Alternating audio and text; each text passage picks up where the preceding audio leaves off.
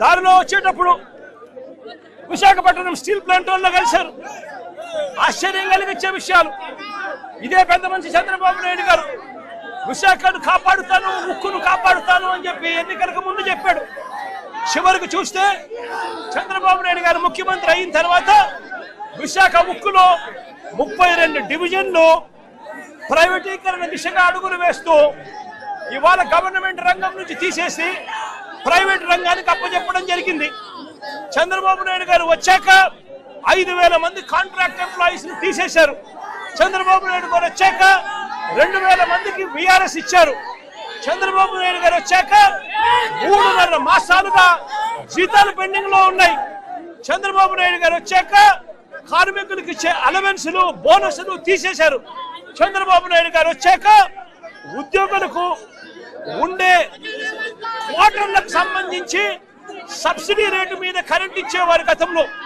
వాటిని ఖాళీ చేయించాలన్న ఉద్దేశంతో కరెంట్ రేటు యూనిట్ కు 9 రూపాయలు చేసి బలవంతంగా కార్మికులను క్వార్టర్స్ నుంచి ఖాళీ చేయించే కార్యక్రమం చేస్తా ఉన్నారు.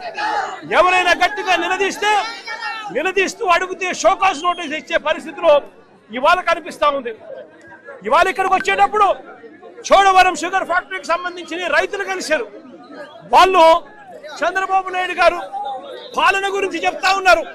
2014 నుంచి 2019 మధ్య చంద్రబాబు నాయుడు గారు అప్పట్లో ఏ రకంగా చోడవరం ప్రాజెక్టును కూనీ చేసే కార్యక్రమం చేస్తే, తర్వాత వైఎస్ఆర్సీపీ ప్రభుత్వం వచ్చిన తర్వాత చోడవరం ప్రాంతానికి మంచి చేస్తూ, రైతులకు మంచి చేస్తూ 89 కోట్ల రూపాయలు వైఎస్ఆర్సీపీ ప్రభుత్వం ఇచ్చి అప్పట్లో ఆదుకుంది. మళ్ళీ ఇవాళ చంద్రబాబు నాయుడు గారు ముఖ్యమంత్రి అయ్యాడు.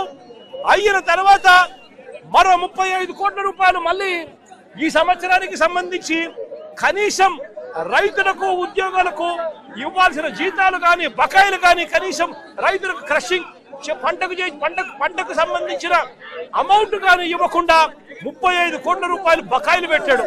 24,000 మంది రైతు కుటుంబాలు పొట్టగొడతా ఉన్నారు. రైతులు ఇవాళ ఆక్రందన చేస్తూ నాకు కనబడి వినతి పత్రం ఇచ్చే కార్యక్రమం చేస్తా ఉన్నారు. మరో పక్కనే బల్క్ డ్రగ్ పేరిట ఉద్దేశపూర్వకంగా అల్లకొల్లోలం సృష్టిస్తా ఉన్నారు. నక్కపల్లిలో ఇప్పటికే 4,500 ఎకరాలు ప్రభుత్వ భూమి ఉంది. ఆ ప్రభుత్వ భూమిని ఇంకా ఉపయోగించుకునే అవకాశం ఉన్నప్పటికీ కూడా దాన్ని పక్కన పెట్టి మళ్ళీ రాజయ్యపేటలో భూముల కోసం మళ్ళీ చంద్రబాబు నాయుడు గారు నోటిఫికేషన్ ఇచ్చారు. మత్స్యకారులు 10 మత్స్యకార గ్రామాలకు సంబంధించిన వాళ్ళు ఆందోళన చేస్తా ఉన్నారు. నేను అడుగుతా ఉన్నా ఇదే చంద్రబాబు నాయుడు గారిని, కనీసం వారిని ఒప్పించే కార్యక్రమానికి వారికి నచ్చకపోతే ఆ పని చేయకూడదు అన్న జ్ఞానం కూడా చంద్రబాబు నాయుడు గారికి లేకుండా ఇష్టారాజ్యంగా చంద్రబాబు నాయుడు గారు వ్యవహరిస్తున్న తీరుకు అతలాకుతలమవుతా ఉన్న మత్స్యకార బతుకులకు ఎవరు ఊరటనిస్తారు చంద్రబాబు అని చెప్పి చంద్రబాబు నాయుడు గారిని గట్టిగా నిలదీస్తూ అడుగుతా ఉన్నా. ఒక క్లియర్ కట్ ఇన్స్ట్రక్షన్ మన మత్స్యకారుల దగ్గర నుంచి వచ్చింది. మేము ఎప్పుడూ కూడా పరిశ్రమలకి వ్యతిరేకం కాదు, కానీ వ్యర్థాలని, కాలుష్యాలని ఎంత శుద్ధి చేసి పంపుతారన్నదే మా ప్రశ్న. ఇది రెండోది. నేనేం చెప్పానంటే, పారిశ్రామికవేత్తల్ని బెదిరించి ఎవరైనా సరే, గతంలో కూడా నేను ఏం మాట్లాడానంటే వైసీపీ నాయకులను కూడా లోపలికి రమ్మని చెప్పాం. ఇది కూటమి ప్రభుత్వం అయినప్పటికీ కూడా నేను ఒకటే అడిగాను, ఇది పవన్ కళ్యాణ్ పిఠాపురం నుంచి గెలవటంలో వచ్చిన సమస్య లేదంటే ఉన్న సమస్య అంటే ఇది ఎప్పటి నుంచో ఉన్న సమస్య అని చెప్పారు. నాకు ఆ భరోసా నాకు ఇచ్చారు. నేను సందేహించడానికి అడగల, శంకించడానికి అడగల, అసలు ఎలా వచ్చింది మూలం ప్రజలందరికీ తెలియజేయడానికి. సో నేను అన్నీ మాట్లాడితే ఖచ్చితంగా ఈ కాలుష్యం మీరు లేనిపోయిన అభాండాలు మత్స్యకారులు ఎవరు వేయరు, అది నేను అర్థం చేసుకోగలను. మనం మత్స్యకారులందరూ ఎలా ఉంటాం, కష్టపడతాం, ధైర్య సాహసాలతో సముద్రంలోకి వెళ్తాం, వేట పడతాం, చిన్నపాటి గొడవలు ఉంటాయి, కానీ కక్షలు కారుణ్యాలు పెట్టుకునే జాతులు కావు. మనం గొడవ పడతాం, వేటకెళ్లేవాడికి కోపం ఉంటుంది, వేటకెళ్లేవాడికి పౌరుషం ఉంటుంది. అంతేగాని మనం ఎవరిని కూర్చొని ఒకరి పొట్ట కొట్టాలనో ఇంకోట్లా అనుకునేది కాదు. కానీ మన పొట్ట కొడుతుంటే మనకి బాధ ఉంటుంది, మనకి ఆవేదన ఉంటుంది. నేను ఒకటే చెప్పా, సంఘాల నాయకులతో కూర్చొని మాట్లాడుతా అంటే వాళ్ళు ఒకటే చెప్పారు, మేము ఎన్ని చెప్పినా మీరొచ్చి కొత్తపల్లి, ఉప్పాడలో మీరు పెడితే తప్ప ఈ మన యువత మాట వినరు. దయచేసి ఈ మాట చెప్పండి అంటే నేను సంఘాల నాయకులందరితో పాటు మత్స్యకారి పెద్దలందరితో పాటు చాలా మంది యువతను అడిగాను. దాదాపు 8-9 మంది యువతతోనే ప్రత్యేకించి అడిగాను. చెప్తే వాళ్ళు చాలా ప్రోగ్రెసివ్గా ఉన్నారు.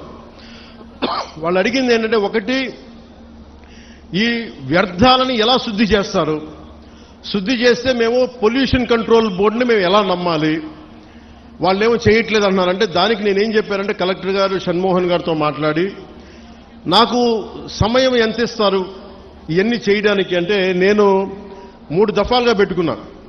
ఈ 3 రోజుల తర్వాత మళ్ళీ నేను ఒక పడవ తీసుకొని మీరు ఎక్కడైతే వ్యర్థాలు వస్తున్నాయో, ఎక్కడైతే మన మత్స్య సంపద నాశనం అయిపోతుందని మీరు చెప్తున్నారో వాటిలో ఒకసారి నేను వెళ్ళి చూస్తాను. ఎందుకంటే ఒక మత్స్యకారుడిలాగా వెళ్ళాలి అంటే నేను కూర్చోబెట్టి 4 గోడల మధ్య ఉంటే ఇది నాకు మీరు అది అర్థం అవడం కంటే కూడా పేపర్లు తీసుకొని ఆ రిపోర్ట్ చదవడం కంటే కూడా మీరు లోపలికి వెళ్ళి వేటలో వెళ్తే ఎలా ఉంటుందో అలాంటి పరిస్థితుల్లో మీరు ఏమి అనుభవిస్తున్నారో అది చూడడానికి నేను కూడా పడవ తీసుకుని ఒక 2-3 రోజులు తర్వాత ఇక్కడే మన కాకినాడ పోర్టు నుంచే మొత్తం వెళ్ళి ఈ కోస్టల్ లైన్లో ఎక్కడైతే పొల్యూషన్ ఉందనేది మన మత్స్యకార యువత కానీ నాయకులు కానీ వాళ్ళు చూపించిన ప్రదేశాల మేరకు నేను వెళ్ళి దాని నుంచి నేను స్వయంగా నేను పరిశీలిస్తాను. 1. 2, అసలు పొల్యూషన్ ఆడిట్ చేయమన్నాను. అది దివీస్ కావచ్చు, అరబిందో కావచ్చు, డెక్కన్ కావచ్చు, చిన్న చితక పరిశ్రమలు ఏమున్నాయో. అలాగే నిమ్మకాయల చినరాజప్ప గారు కూడా మాట్లాడుతా పెద్దాపురం నుంచి ఆయన కూడా ఏమన్నారంటే, సార్ ఇక్కడ ఇది ఒక్క సమస్య కాదు, దాదాపు 27,000 మంది ప్రత్యేకించి ఒక పరిశ్రమ ఉంది పెద్దాపురంలో, అది కూడా కాలుష్యం కాలువల్లో వదిలేస్తున్నారు. ఆ కాలువలు మనం ఉప్పాడ దాకా వచ్చేస్తున్నాయి, కాకినాడ దాకా వచ్చేస్తున్నాయి, మొత్తం పంట పొలాల్లోకి వెళ్ళిపోతుంది ఆ కాలువ, ఆ నీళ్లు. దానివల్ల అదే భూమిలోకి ఇంకిపోయి అదే మనం ధాన్యం కూడా తింటా ఉన్నాం. దానివల్ల ఒళ్ళు కూడా పారైపోతుంది, క్యాన్సరస్ అవుతుందని. సో నేను పెట్టుకుంది ఏంటంటే, మనకి చాలా ఈ అభివృద్ధితో పాటు మనకు కావాల్సింది ఖచ్చితంగా పర్యావరణ పరిరక్షణ కావాల్సిందే మనకి. దాంట్లో నేను ఎక్కడ కాంప్రమైజ్ అవ్వట్లేదు. దాన్ని ఎక్కడా కూడా నేను మిమ్మల్ని వంచాలని కూడా నేను ప్రయత్నం చేయట్లా. నాకు మీకు కుదరినప్పుడు నేను రాజకీయాలు వదిలేసి వెళ్ళిపోతాను తప్ప, నేను మీ న్యాయం చేయలేనప్పుడు నేను కూర్చోబెట్టి నాకు నిజంగా మీ గుండెల్లో పెట్టుకున్న అభిమానం కంటే కూడా నేను పదవులుగా నేను ఏం చూడను. కాకపోతే ఈ పదవి ఉన్నది చాలా మందితో కూర్చొని సామరస్యపూర్వకంగా ఎలా పరిష్కారం చేయాలి అన్నదే నా తపన. సో నేనేం చెప్పానంటే, ముఖ్యంగా నేను చెప్పింది ఏంటంటే, అసలు ఎంత పొల్యూషన్ జరుగుతుంది ఆ ఆడిట్ని ఒకసారి చేయమని చెప్పాం.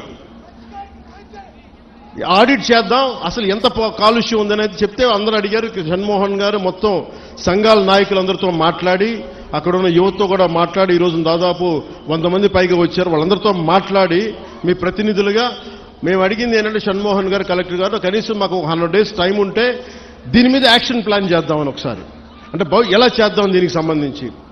ఎందుకంటే మీరు బోట్లు దెబ్బతినకూడదు, మీకు మీ వేటకి ఇబ్బంది పడకూడదని దీనికి ఏం చేయాలంటే ఒక ప్రాపర్ యాక్షన్ ప్లాన్, ఒక 100 రోజుల సమయం అని అడిగాం.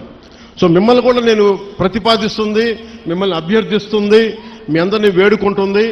మాకు కనీసం ఒక 100 రోజుల సమయం కనుక మీరు ఇస్తే దీనికి ఒక రోడ్ మ్యాప్, ఒక ప్లాన్ క్రియేట్ చేసి మీ ముందు పెట్టి మీ అందరి అనుమతితోటే మనకి ఉపాధి అవకాశాలు ఉంటూనే మనకి కాలుష్యాన్ని ఎలా నివారించాలి అన్న దాని మీద నా ప్రణాళికకి నాకు కనీసం ఒక 100 రోజుల సమయం కావాలి. ఆ 100 రోజుల సమయాన్ని మిమ్మల్ని ఇమ్మని నేను ఆర్థించడానికే నేను ఈరోజు మీ ముందుకు వచ్చాను.